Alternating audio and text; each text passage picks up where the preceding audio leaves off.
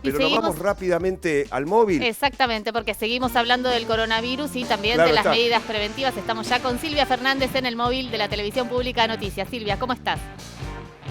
¿Qué tal, Vero? ¿Qué tal, Pablo? Y ustedes lo señalaban, nuevas cepas, aumento de casos y nuevas restricciones fueron anunciadas durante esta mañana. Por eso estamos con Jorge Aliaga, él es investigador, él es justamente investigador de la Universidad de Hurlingham, del CONICET y además físico.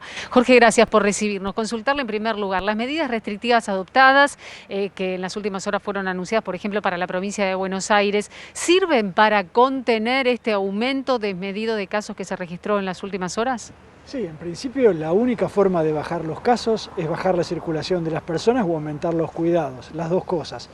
Por supuesto, las medidas, después su efecto concreto depende de cuánto se cumplan, porque en algunos casos pueden ser medidas atinadas desde el punto de vista conceptual, pero que después en la parte operativa sea difícil o la gente no las termine cumpliendo. Entonces, la efectividad va a depender de que la gente tome ese recaudo y lo cumpla.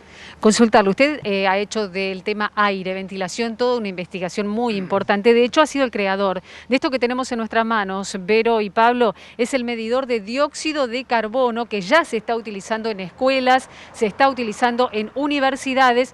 Y a propósito justamente de este tema, preguntarle, ¿por qué es tan importante la ventilación? ¿Es uno de los métodos por los cuales se puede evitar el contagio?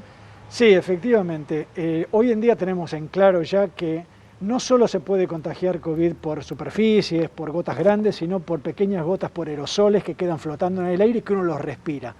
Y la forma de evitar eso, fundamentalmente en lugares cerrados, es que el aire se cambie lo más posible. Si hay varias personas que están conviviendo y están compartiendo el aire, que ese aire se renueve. Entonces, para eso la forma simple es abrir ventanas y puertas. El Ministerio de Ciencia ha lanzado una campaña que se llama Ventilar. La idea justamente es que el aire se renueve con ventilación cruzada, continua, distribuida y medida. Justamente este medidor lo que ayuda, midiendo una aproximación a cuánto se renueva el aire, que es el dióxido de carbono, lo que permite es justamente saber si lo que estamos abriendo es suficiente o si hay que abrir más. Vero, Pablo, los está escuchando Jorge Aliaga. Aliaga, ¿cómo le va? Ahora, hay espacios que compartimos que son espacios cerrados inevitables. Por ejemplo, un ascensor, por ejemplo, el transporte público, un taxi. Digo, la única alternativa que queda ahí es la ventilación natural. Bajar la ventanilla, bueno, el ascensor, alguna dificultad, ¿no? Bueno, son situaciones distintas. Yo te diría que en transporte público vos tenés la ventaja, en principio, de que en la mayor parte del tiempo el transporte se mueve. Al moverse el transporte es más fácil que entre aire del exterior, simplemente por el movimiento del transporte. Eso en el auto uno lo ve, ¿no? Baja un poco la ventana y siente que entra aire. Entonces, abriendo ventanas, una ventana adelante, una ventana atrás, rápidamente el aire se renueva y no hay tanto peligro con el tema de ventilación. En el ascensor es distinto, porque en particular hasta por regulaciones, la puerta del ascensor no puede quedar abierta cuando el ascensor para. Entonces, lo que uno tiene que tratar de hacer es no compartir el ascensor con otras personas que no convive, en principio esa es la medida, y en lo posible, bueno, que pase un poco de tiempo entre que subió una persona y que bajó otra. Aliaga, sin dudas hay preocupación en la República Argentina, en el mundo hay preocupación, pero en lo particular en nuestro país por la cantidad de casos, casi 15.000 en las últimas 24 horas, están aumentando justamente los contagios, está variando la curva. A ver, una primera aproximación para que nos ayude a entender por dónde está pasando hoy esta lucha contra el COVID-19 que parece que es infinita y va a durar mucho tiempo. ¿Por qué estos contagios obedece a la llegada de la segunda ola? ¿La segunda ola ya está en el país? Sí, bueno, si son segunda o tercera, sí, claro, es una cuestión semántica, porque de hecho subieron en diciembre también los casos, pero efectivamente desde Carnaval diría que los casos dejaron de bajar. Ajá. Y en las últimas 3 semanas están subiendo muy fuerte. Ayer fue un caso particular porque hubo carga hasta las 8 de la noche, cuando normalmente se corta a las 3 de la tarde por un problema de la base de datos.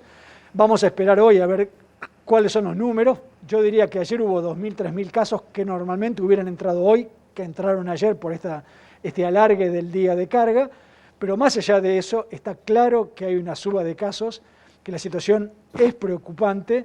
Hace ya semanas que el crecimiento es exponencial, a veces esto cuesta entenderlo, pero hace rato que es exponencial y bueno, cuando los crecimientos son exponenciales, digamos, uno a veces se da cuenta tarde, cuando ya es difícil de parar, pero efectivamente es preocupante. Ayer hubo incluso una suba muy grande para un solo día de aumento de camas de terapia, de uso de camas de terapia.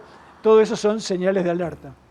Ahora, Aliaga, usted sabe que se ha hablado mucho del AMBA como una única unidad epidemiológica. Sin embargo, hoy la provincia anuncia medidas restrictivas, el caso de los horarios, y sin embargo la ciudad de Buenos Aires parece ir un paso atrás o tener algunas diferencias. ¿Cree que es necesario consensuar estas medidas? Sobre todo hablamos de Ciudad de Buenos Aires y conurbano.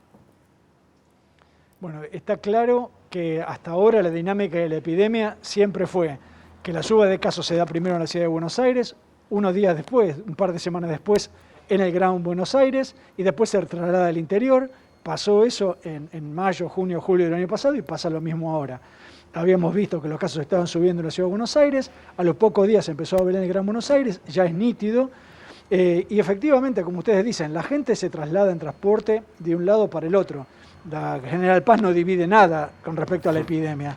Así que si no hay un criterio más o menos homogéneo, la realidad es que lo que pueda tomarse de medida en una región se diluye completamente en la otra.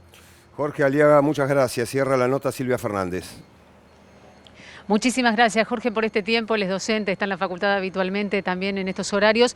Y recordarles que la ciudad de Buenos Aires, junto con la ciudad de Córdoba, Posadas y Corrientes, son las 4 ciudades del país que han registrado el mayor nivel de incidencia, es decir, superaron los 150 casos cada 100.000 habitantes en las últimas horas. Por eso la gran preocupación, más allá de estos 45 departamentos en 13 provincias, que también aumentaron de manera considerable la cantidad de contagios de COVID-19 en nuestro país. Bien, Silvia, muchas gracias.